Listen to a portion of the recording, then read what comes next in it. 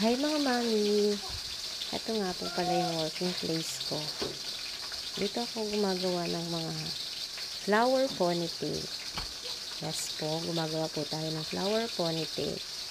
Tsaka clip ponytail po. Hindi. Clip flower lang pala. Yes po. Bali nakagawa na tayo ng 39 pairs na flower ponytail.